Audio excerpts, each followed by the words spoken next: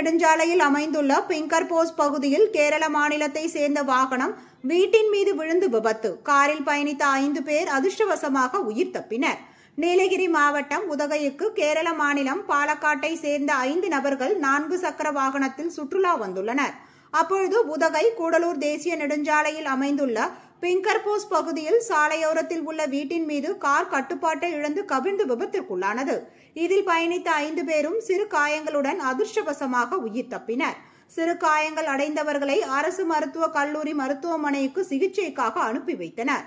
விபத்து குறித்து T3 காவல்துறையினர் வழக்கு பதிவு செய்து விசாரணை மேற்கொண்டு வருகின்றனர். இப்பகுதியில் தொடர்ந்து 5வது முறையாக வீட்டின் மீது வாகனங்கள் விழுந்து விபத்திற்குள்ளாவது வாடிக்கையாக உள்ளது. எனவே மாவட்ட நிர்வாகம் மற்றும் நெடுஞ்சாலை துறையினர் அப்பகுதியில் எச்சரிக்கை அறிவிப்பு பலகை வைக்க வேண்டும், தடுப்பு சுவர் அமைக்க வேண்டும் என கோரிக்கை எழுந்துள்ளது.